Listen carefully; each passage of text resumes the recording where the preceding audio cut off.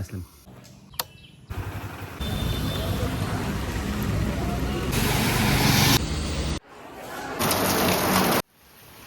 Hello, good morning, good evening. Arul আসছে, আরুলকে বিদায় দিলাম। চলো। আমার জুতাগুলো কোথায় রে? কোনগুলো পরবো আমি? এত ছোট জুতা হয় দেখতে। এখনই মা বললো যে আমাদের এখানে হামলা হয়ে গেছে একটা জঙ্গলি জন্তুর। তো জঙ্গলি জন্তুটাকে দেখতে আমরা এখন বাড়ির পেছনের দরজা দিয়ে যাচ্ছি, কিন্তু এটা খোলা হয় না জন্য খুলতে খুব অসুবিধা হয়। তো আমরা যাচ্ছি এখন সেই জঙ্গলি জানোয়ারটাকে তাড়াতে। এখানে আমার সাথে আমি কমান্ডার আর আমার ভাইস কমান্ডার হচ্ছে জ্যোতিপ্রভা। তো চলো, কোথায় কোথায় সেই জঙ্গলি জানোয়ার যে খড় খেতে এসছে। আরুল তো ভাগ্যে, আরে বাবা নেই। কই তোমার দাদুকে তো খুঁজে পেলাম না। এতক্ষণ থেকে যে বাড়ির পেছন থেকে যে ডাক দিচ্ছিল, তো আমরা তো পেলাম না জঙ্গলি জানোয়ার। সেজন্য আজকে আমরা নিশ্চিন্তে এখন ঘুমাবো। আর চলো, লেটস গো। না, তোমার জন্য আমার একটা কোশ্চেন আছে। তুমি ওখান থেকে আসলা এখানে 10 দিনের জন্য, মানে 10 দিন পর আবার তোমাকে যেতে হবে 1 মাসের জন্য।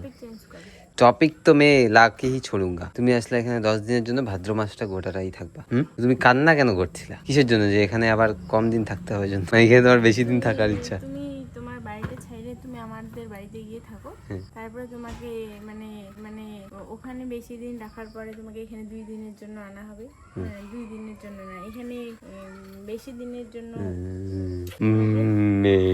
বেশি দিনের জন্য, কম দিনের জন্য, বেশি দিনের জন্য, এখানে ওখানে প্রচন্ড ব্যস্ত। আর কি বলবো, ভিডিও গুলো কোনো অসুবিধা আছে আপনার? কি রান্না করবে আজকে? পিৎজা রান্না করছে মা আমাদের জন্য, পিৎজা। একটা গামলা একটু ভলিউমটা বাড়াও, তাহলে তো শুনতে পাবো। গামলা মা, একটা গামলা দেখতো লো। তো এই তো লাগবে, ওইটা গামলাই হবে। ও ঠিক আছে।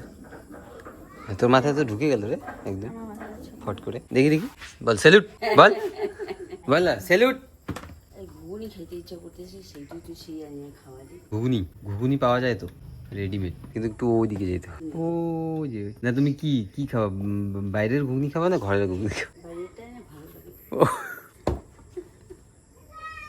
তাহলে খুঁজতে লাগবে, আজকে টর্চ লাইট নিয়ে বের হইতে লাগবে জমিতে। আরে স্কুলের পিছন পাশে চাপাতা বাগানে গেলেই কত ঘুগনি। কি ভাবছো? ইতনা কে সোচতি হো ভাই, ইতনা সোচতি হো?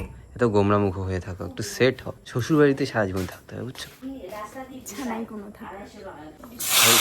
মাই গড।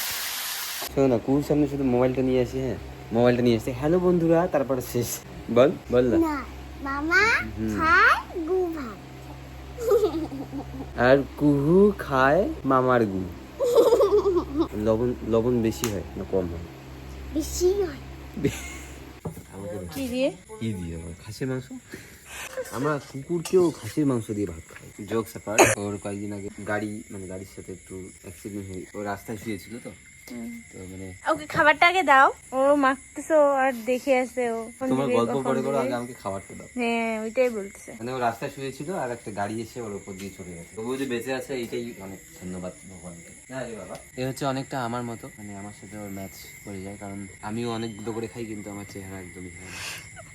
সেজন্য ও বুঝে গেছে, মানে ওকে কোথাও থেকে নিয়ে আসেনি, ও নিজে থেকে চলে আসে। মালিক দেখে ও আসছে। এই মানুষটার ভাব চলন গুলো একটু আমার মতোই। না, দেখছে মালিক যেমন শেষ করে দিল, ওর সেই খিদা। চলো, আবার এসে কাজে লেগে পড়লো। মেহেন্দি বানানো হলো। এই যে দেখো, এই হচ্ছে আমার বউ, প্রতিদিন মেহেন্দি বানায় যখনই কোনো অর্ডার আসে। Famous mehndi artist. আর তোমরা হয়তো ভাবো যে জ্যোতিপ্রভার মেহেন্দিগুলো কেন এত ভালো রং হয়, তো সেটার পেছনে ও একটু অন্য কিছু মেশায়, বলবো না। ও মেশায় হচ্ছে, এটা ডিটেইলসে বলা যাবে না, এটা আমার চ্যানেলে গিয়ে দেখতে হবে। তাই নাকি?